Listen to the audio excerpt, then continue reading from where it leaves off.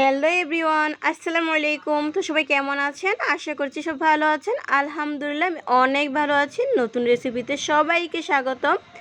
আজকে গ্রামীণ বাংলার দুপুরে রান্না হচ্ছে মায়ের হাতে স্পেশাল রুই মাছ দিয়ে বেগুন আলুর ঝোল এবং গলদা চিংড়ি দিয়ে করলা। দেখতে থাকুন, আপনাদের কাছে খুবই ভালো লাগবে। করলা আলু সুন্দরভাবে স্লাইস করে কেটে নিয়েছে, উপরে পেঁয়াজ কুচিও অ্যাড করে দিয়েছে। আর উপকরণে ছিল ধনিয়া পাতা, কাঁচা মরিচ, পেঁয়াজ কুচি এবং মাঝখান থেকে কেটে রেখেছিল মরিচগুলো করলাতে দেওয়ার জন্য। প্রথমে রুই মাছগুলো ফ্রাই করে নিয়েছে, তারপর পরিমাণ মতো পেঁয়াজ কুচি তেল অ্যাড করে দিয়েছে। তো রুই মাছগুলো ফ্রাইগুলো দেখুন কি সুন্দর হয়েছে, পারফেক্ট হয়েছে। তো পেঁয়াজটাকে ব্রাউন কালার করে নিতে হবে। ব্রাউন কালার হয়ে এলে স্লাইস করে কেটে রাখা বেগুনগুলো অ্যাড করে দিতে হবে আস্তে আস্তে।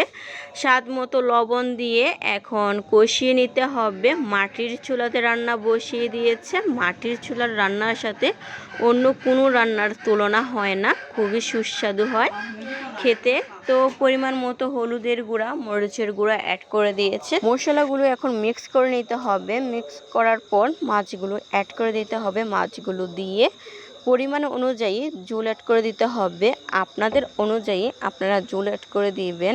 আমার মায়ের হাতের রেসিপিগুলো আপনাদের কাছে কেমন লাগে অবশ্যই কমেন্টস করে জানাবেন। এখন বেগুন মাছগুলো একসাথে মিক্স করে নেবে।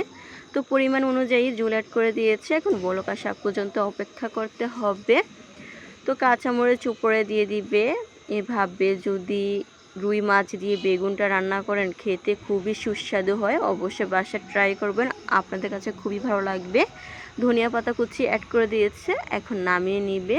নামানোর পর আপনাদের সাথে আবারও শেয়ার করেছি কেমন হয়েছে আমার মায়ের হাতে স্পেশাল রুই মাছ দিয়ে বেগুনের ঝোলটা। খেতে খুবই সুস্বাদু, ইয়াম্মি ছিল।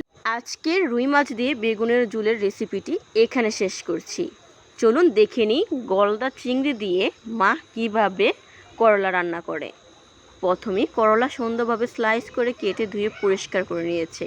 একটি পাতিলে গলদা চিংড়ি, হলুদের গুঁড়া, মরিচের গুঁড়া, পরিমাণ মতো তেল এবং পরিমাণ মতো পানি অ্যাড করে দিয়েছে। এখন মাটির চুলাতে বসিয়ে দিয়েছে। বলক আসার পর করলা আলুগুলো অ্যাড করে দিচ্ছে। এখন নেড়েচেড়ে মিক্স করে নিয়েছে। বেশি নাড়তে যাবেন না, তাহলে তিতো হয়ে যাবে। রান্না হয়ে গেছে গলদা চিংড়ি দিয়ে করলা। খুবই সুস্বাদু, ইয়াম্মি ছিল, সাথে মসুরির ডাল।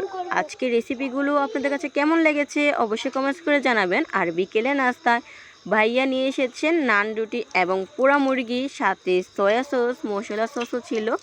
খুবই ইয়াম্মি করে খেয়েছি, খুবই ভালো লেগেছে। আমার খুবই পছন্দের নাস্তা নান রুটি এবং গ্রিল, আমার কাছে খুবই ভালো লাগে। তো আমার পছন্দ অনুযায়ী আমার ভাইয়া আমার জন্য নিয়ে এসেছে এবং সবার জন্য নিয়ে এসেছে। খুবই মজা ছিল। আজকে আমার পছন্দের খাবার দিয়ে নাস্তা শেষ করলাম। আজকের ভিডিওটা এখানে শেষ করছি। নেক্সট কোনো ভিডিওতে আপনাদের সাথে আবারও দেখা হবে নতুন কোনো রেসিপি নিয়ে।